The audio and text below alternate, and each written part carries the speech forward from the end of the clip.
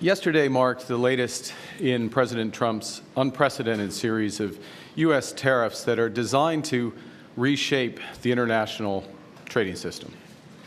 The ambition of these measures is enormous.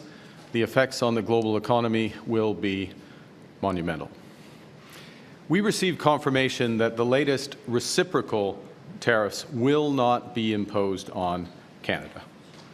At the same time, President Trump confirmed that the tariffs announced last week against our auto industry will come in, and indeed have come into effect today. So while it's progress that further tariffs were not imposed on Canada yesterday, the President's actions will reverberate here in Canada and across the world. Three different sets of U.S. tariffs remain in place and will continue to pose significant threats to Canadian workers and Canadian businesses.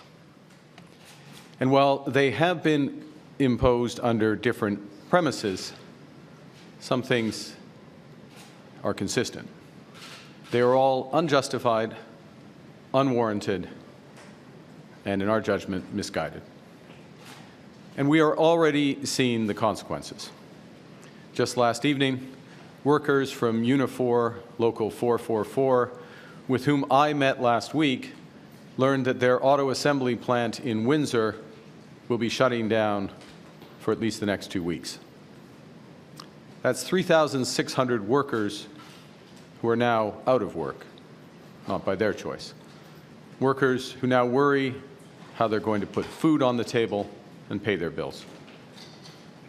I and my government stand in solidarity with those workers in Windsor and all those workers hurt by President Trump's tariffs.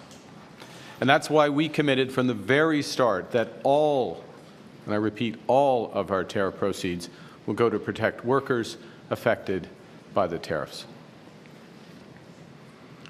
Les premiers tarifs ont été annoncés en février. Après une brève pause, ils ont été remis en place en mars. Selon l'administration Trump, ils ont été mis en place en réponse au trafic de fentanyl qui aurait lieu à notre frontière commune.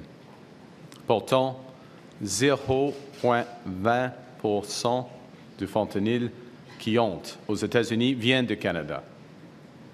Et malgré ce fait, le gouvernement précédent a agi dès décembre avec un plan frontalier robuste d'1,3 milliard de dollars. 1,3 milliard de dollars. Un plan qui implique de nouveaux outils pour nos forces policières, des hélicoptères, des drones et des équipes canines pour détecter et empêcher le trafic de fentanyl et des produits chimiques utilisés pour produire cette drogue. That plan is working. As U.S. Customs and Border Protection themselves have acknowledged, there was a 97% drop in fentanyl seized at our shared border in January compared to December. In fact, Canada was not mentioned once in the United States annual report that lists the biggest threat to that country. Just last night, the U.S. Senate made it clear that these tariffs are a mistake. The Senate voted to repeal them in a symbolic but important assertion of both fact and solidarity. The second set of U.S. tariffs were imposed in March on steel and aluminum imports from around the world, including Canada. Canada has long been the United States' main supplier of these materials, materials that are vital to building Americans' homes, their cars, their bridges, their consumer goods, and so much more. These materials are vital to powering America's economy. The President pursued similar tariffs on steel and aluminum during his first term, a process which led to thousands of lost jobs in America. Then, as now, those tariffs were in clear violation of trading agreements. Today it's CUSMA, an agreement that the President himself negotiated and promoted during his first term, an agreement that we in Canada have upheld in good faith. Last week, the President and his administration announced their third set of tariffs, this time against auto imports primarily from Mexico and Canada. In the year I was born, Canada and the United States signed the Auto Pact, an agreement that ended auto tariffs between our nations and began a 60-year period, you can guess my age, a 60-year period of close cooperation, partnership, job growth, and prosperity. And that era has now ended unless the United States and Canada can agree on a new comprehensive approach. Yesterday's actions by the U.S. administration, while not specifically targeting Canada, will rupture the global economy and adversely affect global economic growth. The global economy is fundamentally different today than it was yesterday.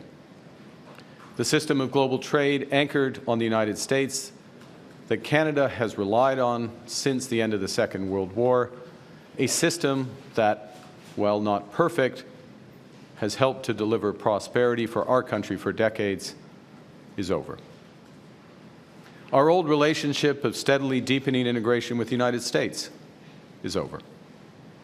The 80-year period when the United States embraced the mantle of global economic leadership, when it forged alliances rooted in trust and mutual respect, and championed the free and open exchange of goods and services, is over.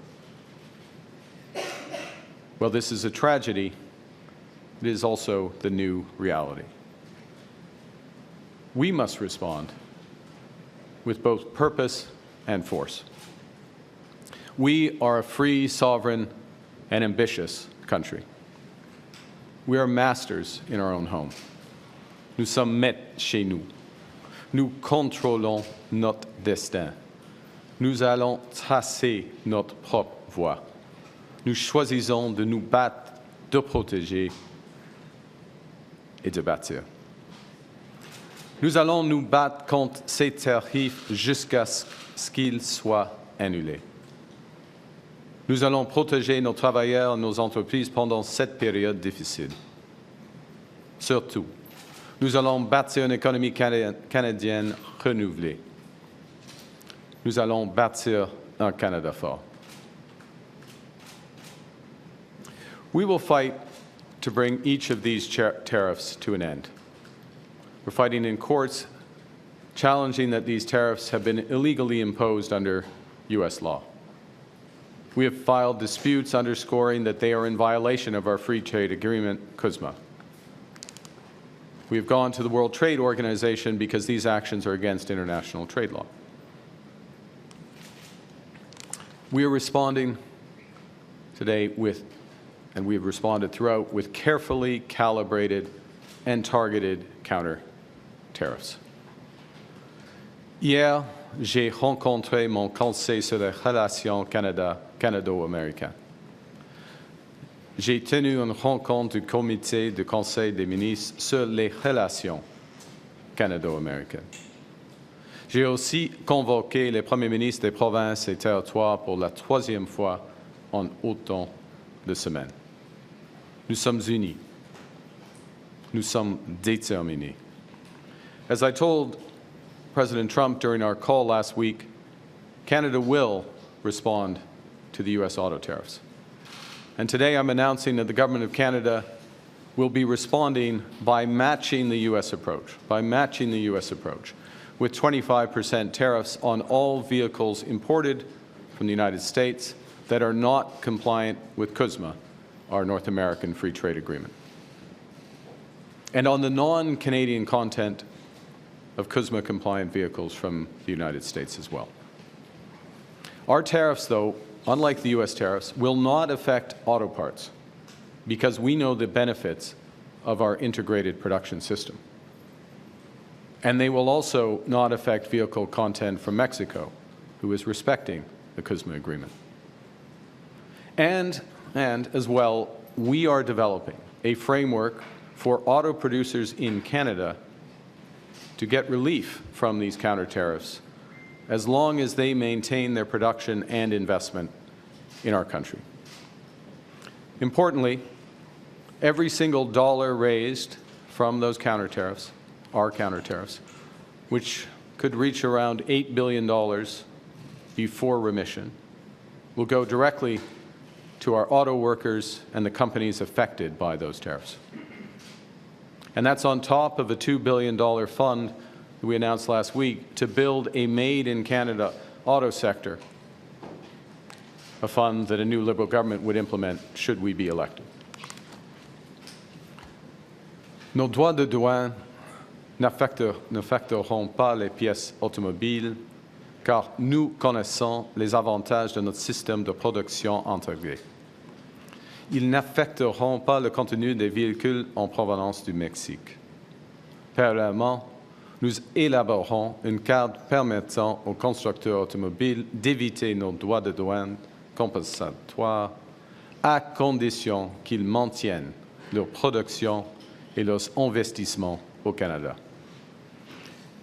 Il est important de noter que chaque dollar récolté, c'est-à-dire environ 8 milliards de dollars avant remise, ira directement à nos travailleurs de l'automobile et aux entreprises touchées par ces droits de douane.